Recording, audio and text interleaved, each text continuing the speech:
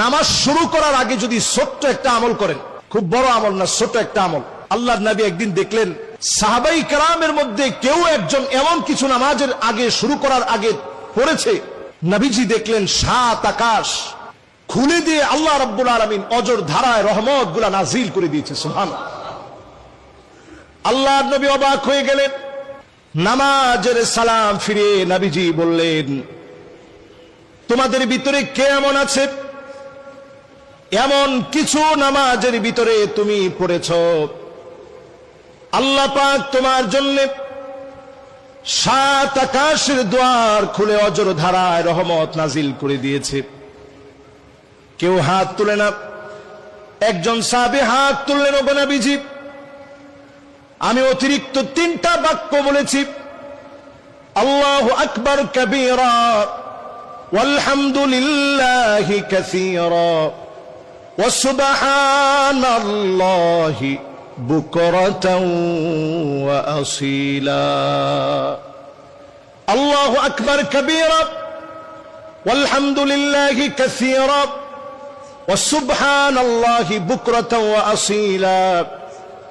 এই 3টা বাক্য বলেছি।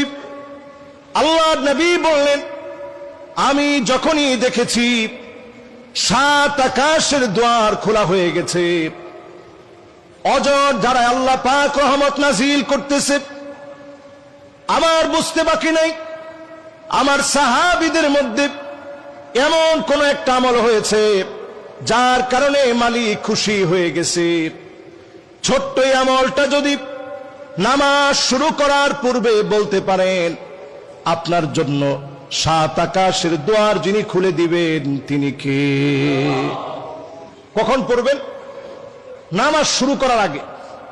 ইমাম সাহেব তেলাওয়াত করতেছেন, আপনি এসে দাঁড়িয়েছেন, মনে মনে ছোট্ট করে পড়ে ফেলেন, আল্লাহু আকবার কাবীরা ওয়ালহামদুলিল্লাহি কাসীরা ওয়া সুবহানাল্লাহি বুকরাতাও ওয়া আসীলা।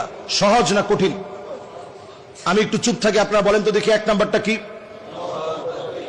আর একটু জোরে বলেন তো 1 নাম্বারটা কি? মাশাআল্লাহ, আল্লাহর নামটা যেই তো সবচেয়ে দামি। বড় আওয়াজ আপনারা বললেন আল্লাহু আকবার কাবীরা। 2 নাম্বার, 3 নাম্বার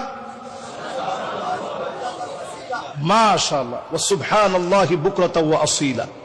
এই 3টা বাক্য যদি শুধু আপনি বলতে পারেন, আল্লাহর কাছে আপনার দাম কেমন? আব্দুল্লাহ বিন ওমর বলতেছে, আমি নবীজির সামনে বসা ছিলাম,